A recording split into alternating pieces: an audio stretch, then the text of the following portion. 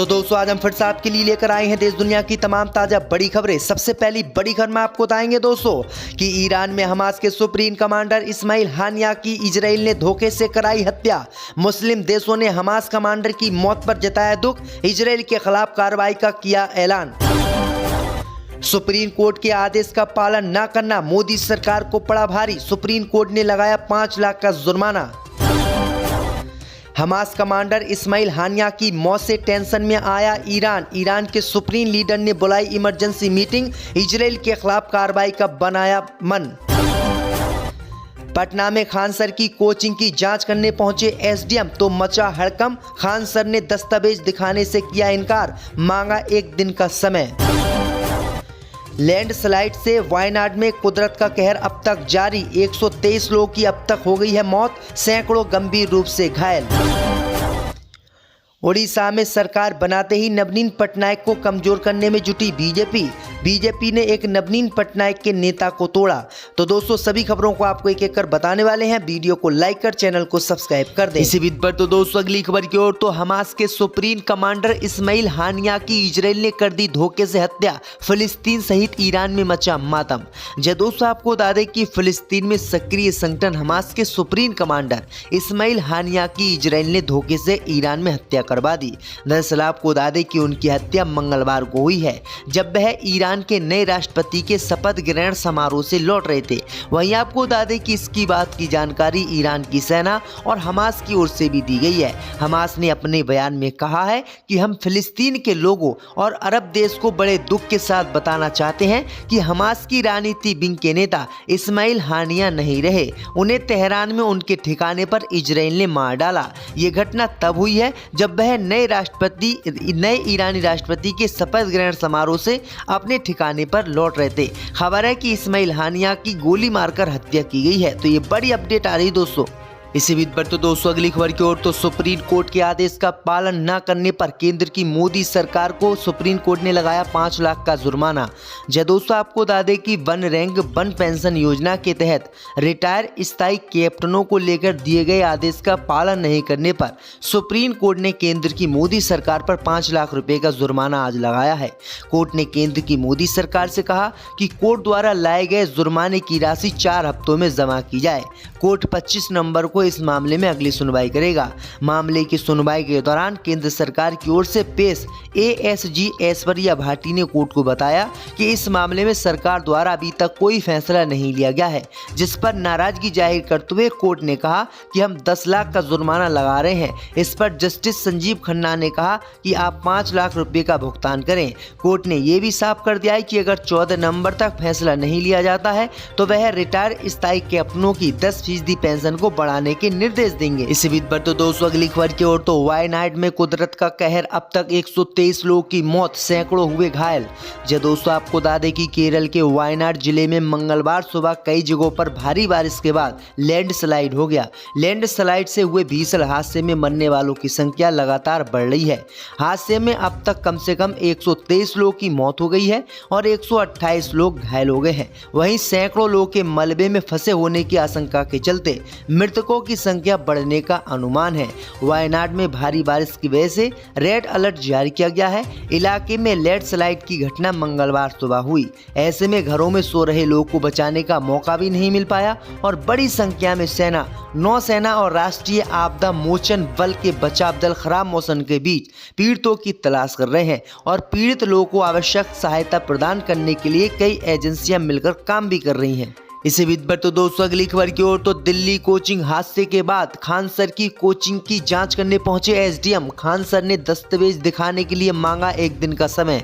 जय दोस्तों आपको बता दें कि पटना में दिल्ली के राजेंद्र नगर में हाल ही में एक कोचिंग सेंटर में हुए हादसे के बाद अब प्रशासन कोचिंग संस्थानों की सुरक्षा को लेकर सतर्क हो गया है। जिले के एसडीएम श्रीकांत कुंडली खांडेकर भी इस सिलसिले में खान सर की कोचिंग की जाँच करने पहुंचे। दरअसल आपको बता दें कि खान कैंसर की कोचिंग का नाम GS रिसर्च सेंटर है और इसकी जांच करने के लिए SDM पहुंचे। वहीं आपको बता दें कि SDM के पहुंचने के बाद खान सर उनको बड़ी मुश्किल से मिले। खान सर से बात हुई तो SDM साहब ने खान सर से दस्तावेज मांगे, लेकिन खान सर दस्तावेज दिखाने में नाकाम रहे। खान सर ने अब SDM साहब को 1 दिन का वक्त दिया है और कहा है कि 1 दिन का उन्हें मोहलत दी जाए, 1 दिन के बाद वो दस्तावेज दिखा देंगे। तो ये बड़ी अपडेट आई दोस्तों। इसी बीच पर तो दोस्तों अगली खबर की ओर, तो हमास कमांडर की मौत के बाद ईरान के सुप्रीम लीडर ने उठाया बड़ा कदम, बुलाई इमरजेंसी मीटिंग। जब दोस्तों आपको बता दें कि ईरान की राजधानी तेहरान में हमास के चीफ इस्माइल हानिया की हत्या हो गई। उनकी हत्या के बाद अब ईरान के सुप्रीम लीडर अली खामनोई टेंशन में आ गए हैं। वहीं आपको बता दें कि 7 अक्टूबर को जो इजराइल पर हमला हुआ था उनके पीछे इन्हीं का हाथ था और हानिया को मारने के लिए इजराइल इनके पीछे पड़ा हुआ था। लेकिन अब खबर सामने निकल कर आई दोस्तों कि हानिया की मौत के बाद अब ईरान टेंशन में आ गया है और ईरान के सुप्रीम लीडर अयातुल्ला खामनोई के घर पर इमरजेंसी मीटिंग बुलाई गई है। सिक्योरिटी काउंसिल की इमरजेंसी बैठक बेहद गंभीर परिस्थितियों में होती है।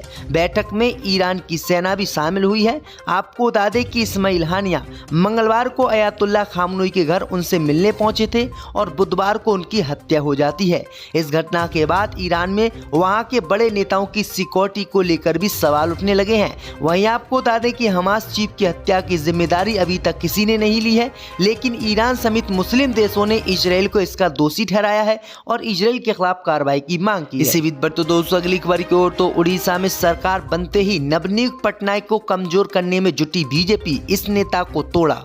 जब दोस्तों आपको बता दें कि उड़ीसा विधानसभा चुनाव और लोकसभा चुनाव में हार के बाद नवनीत पटनायक की पार्टी बीजेडी को झटका लगना जारी है। इसी बीच बीजेडी के राज्यसभा सांसद ममता महतो ने अपने पद से इस्तीफा दे दिया है। राज्यसभा के सभापति जगदीश धनखड़ ने उनका इस्तीफा स्वीकार भी कर लिया है। बताया जा रहा है कि महतो अब भारतीय जनता पार्टी में शामिल हो सकते हैं। ममता महतो ने एक फेसबुक पोस्ट के जरिए अपने इस्तीफा की जानकारी दी है और उन्होंने लिखा है कि मैंने आज राज्यसभा सदस्य का पद छोड़ दिया है। बीजू जनता दल के अध्यक्ष नवनीत पटनायक को मैंने अपना इस्तीफा भेज दिया है। इसके साथ ही उन्होंने लिखा है कि नवनीत पटनायक मुझे राज्यसभा सदस्य के रूप में चुनकर अपने जिले मयूरभंज और उड़ीसा राज्य की सेवा का अवसर दिया, उनके लिए मैं आपका आभारी हूँ। इसी बीच पर तो दोस्तों अगली खबर की ओर, तो राहुल गांधी ने लोकसभा में अनुराग ठाकुर द्वारा गाली दिए जाने के लगाए आरोप, मचा हंगामा। जब दोस्तों आपको बता दें कि लोकसभा में नेता प्रतिपक्ष राहुल गांधी और अनुराग ठाकुर एक दूसरे से जातीय जनगणना के मुद्दे पर आमने सामने आ गए। इस दौरान राहुल गांधी ने आरोप लगाया कि अनुराग ठाकुर ने मुझे गाली दी, ये मेरी बेइज्जती की है, मगर मुझे इससे माफी नहीं चाहिए। दरअसल आपको बता दें कि मंगलवार को सदन में सभापति की कुर्सी पर बैठे जगदम्बिका पाल के सामने अनुराग ठाकुर ने राहुल गांधी पर हमला बोलते हुए कहा कि उन्हें पता होना चाहिए कि LOP का full form leader of opposition होता है, लीडर ऑफ प्रोपेगेंडा नहीं। अनुराग ठाकुर ने राहुल पर तंज कसते हुए कहा कि जिनकी जाति नहीं पता वो जातिगत जनगणना की बात कर रहे हैं। वहीं आपको बता दें कि अनुराग ठाकुर की इसी बात से राहुल गांधी नाराज हुए और राहुल गांधी ने अनुराग ठाकुर पर गाली देने का आरोप लगाया है। खबर की ओर, तो उड़ीसा में सरकार बनते ही नवनियुक्त पटनायक को कमजोर करने में जुटी बीजेपी, इस नेता को तोड़ा। जब दोस्तों आपको बता दें कि उड़ीसा विधानसभा चुनाव और लोकसभा चुनाव में हार के बाद नवनीत पटनायक की पार्टी बीजेडी को झटका लगना जारी है। इसी बीच बीजेडी के राज्यसभा सांसद ममता महतो ने अपने पद से इस्तीफा दे दिया है। राज्यसभा के सभापति जगदीश धनखड़ ने उनका इस्तीफा स्वीकार भी कर लिया है।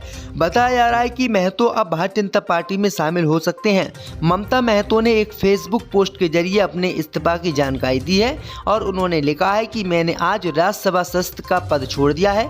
बीजू जनता दल के अध्यक्ष नवनीत पटनायक को मैंने अपना इस्तीफा भेज दिया है। इसके साथ ही उन्होंने लिखा है कि नवनीत पटनायक मुझे राज्यसभा सदस्य के रूप में चुनकर अपने जिले मयूरभंज और उड़ीसा राज्य की सेवा का अवसर दिया, उनके लिए मैं आपका आभारी हूँ। इसी बीच पर तो दोस्तों अगली खबर की ओर, तो राहुल गांधी ने लोकसभा में अनुराग ठाकुर द्वारा गाली दिए जाने के लगाए आरोप, मचा हंगामा। जब दोस्तों आपको बता दें कि लोकसभा में नेता प्रतिपक्ष राहुल गांधी और अनुराग ठाकुर एक दूसरे से जातीय जनगणना के मुद्दे पर आमने सामने आ गए। इस दौरान राहुल गांधी ने आरोप लगाया कि अनुराग ठाकुर ने मुझे गाली दी, ये मेरी बेइज्जती की है, मगर मुझे इससे माफी नहीं चाहिए। दरअसल आपको बता दें कि मंगलवार को सदन में सभापति की कुर्सी पर बैठे जगदम्बिका पाल के सामने अनुराग ठाकुर ने राहुल गांधी पर हमला बोलते हुए कहा कि उन्हें पता होना चाहिए कि LOP का full form leader of opposition होता है, लीडर ऑफ प्रोपेगेंडा नहीं। अनुराग ठाकुर ने राहुल पर तंज कसते हुए कहा कि जिनकी जाति नहीं पता वो जातिगत जनगणना की बात कर रहे हैं।